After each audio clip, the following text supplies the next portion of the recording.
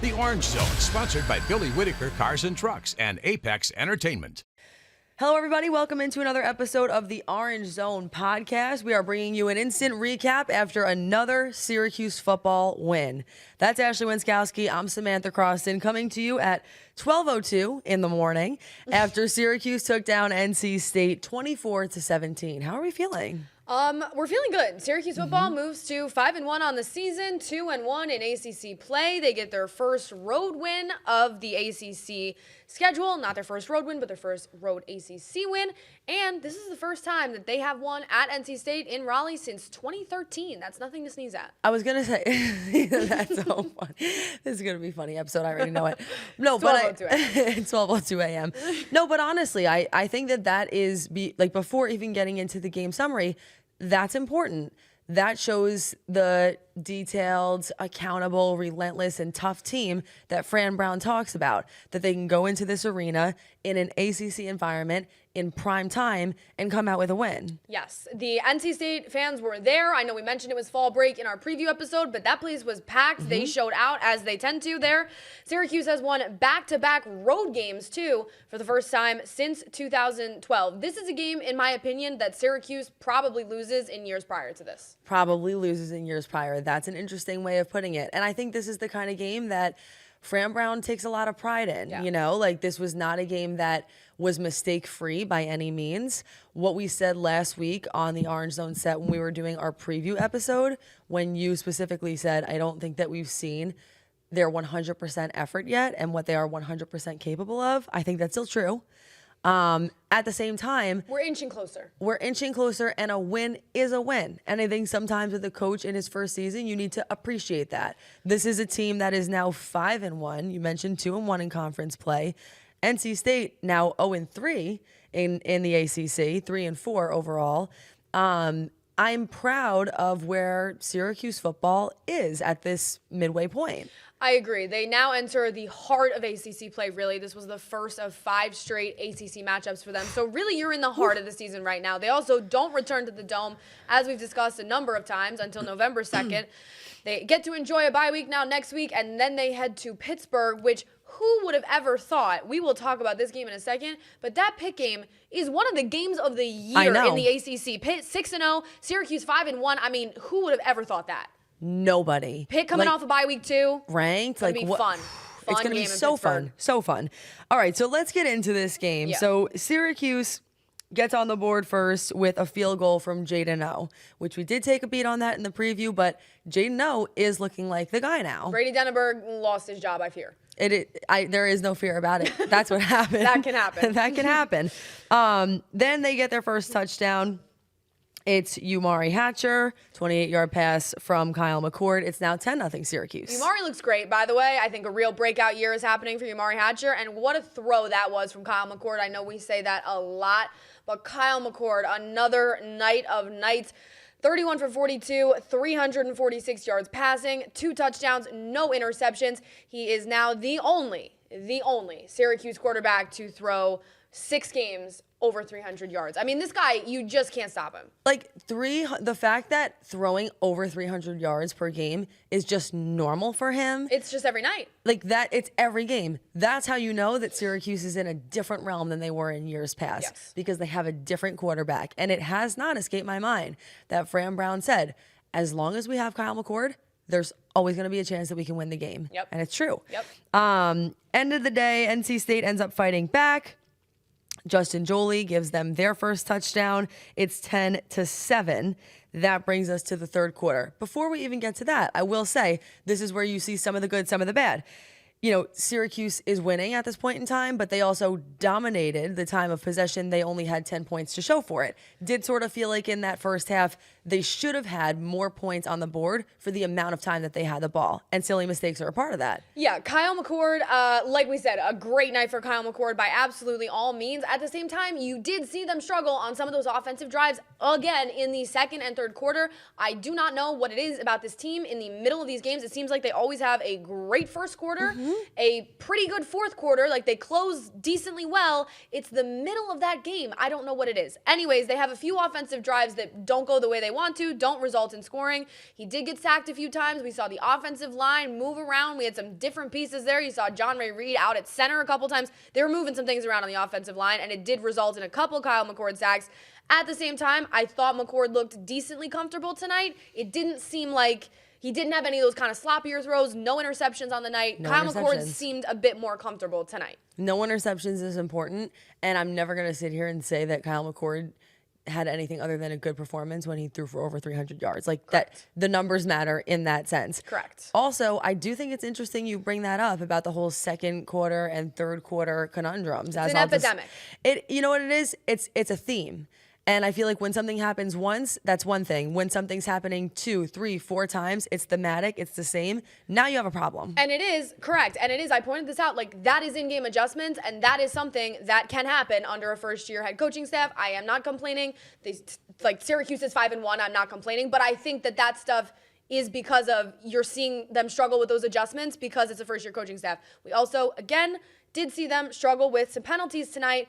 I know everybody was all over Twitter saying that the refs were very bad, the ACC refs. I know. Regardless, at the end of the day, that illegal formation penalty, which I believe you're about to get to, was quite costly at the moment. That was one of those where you were like, this game could all of a sudden start swinging the other way. And there are two sides to that, right? On the one hand, I do think a lot of Syracuse Twitter, maybe and beyond, feel like there is something in the water with the ACC referees. Yes. I understand that. But to your point, I think even Fran Brown, and we were sort of listening to him a little bit in that post-game press conference, he's not really the type that's going to blame everything on the referees. That's not his style, and I like that, and I respect that. Yeah. End of the day, your team needs to be disciplined. The refs are going to make the calls that they're going to make, and you need to figure out a way to work around that. Yeah. He was rather upset about that illegal formation. I don't think he believed that to be accurate. He was kind of irate in that ref's face to the point where I was like, all right, Fran, don't get thrown out of this game now. Please. Please, we can't be having that.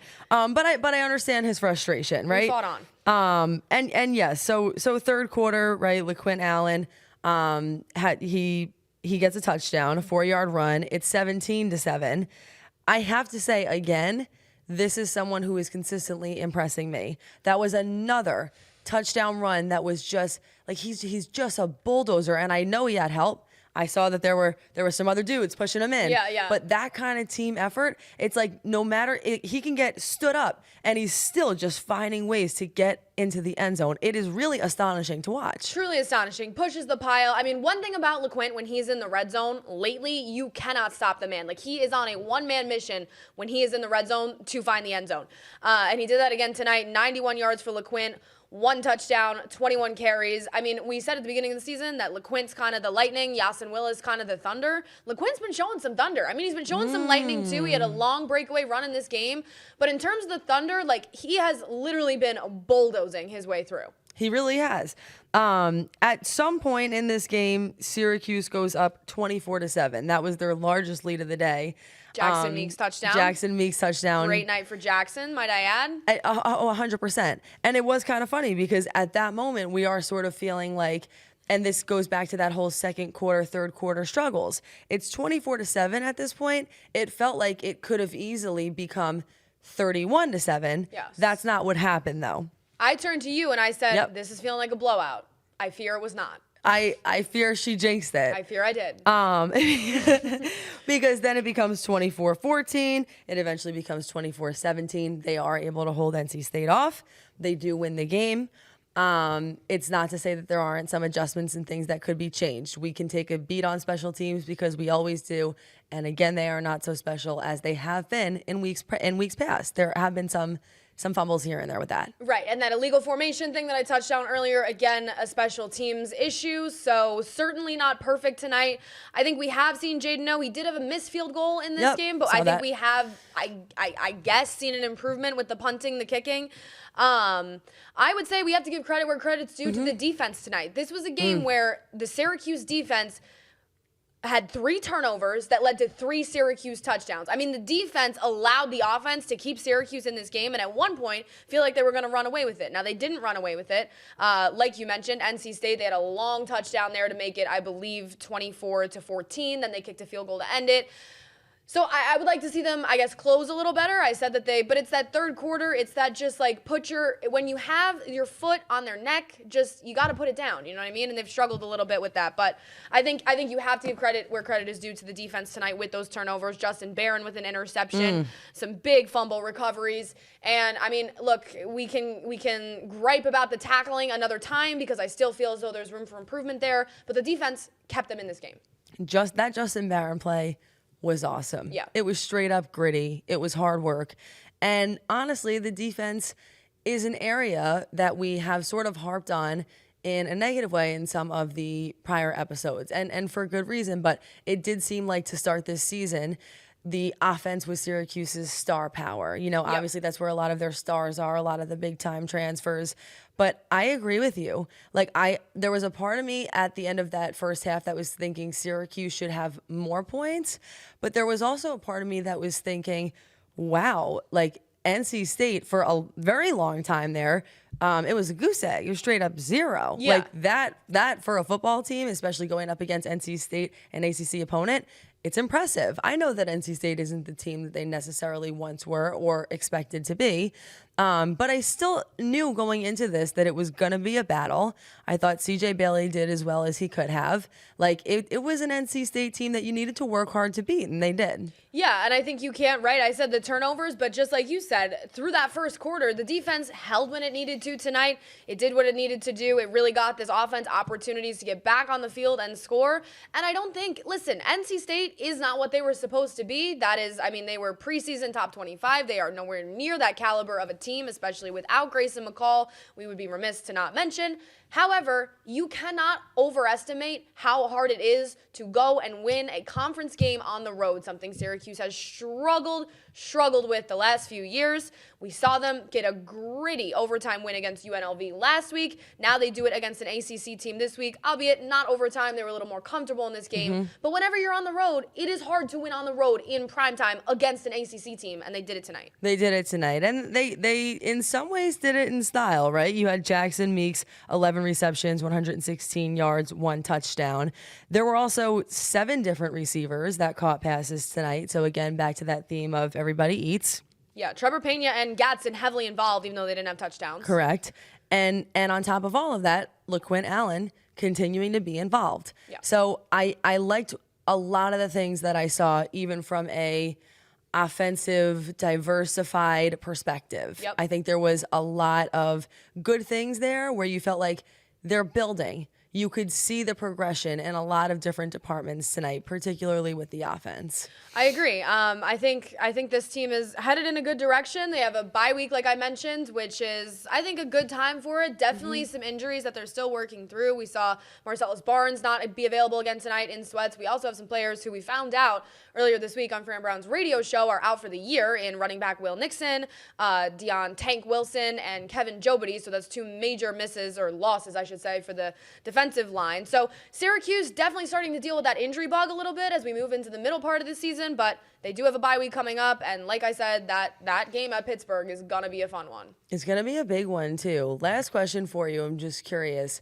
At any point now or against Pittsburgh, when could a ranking come if you see that being a possibility?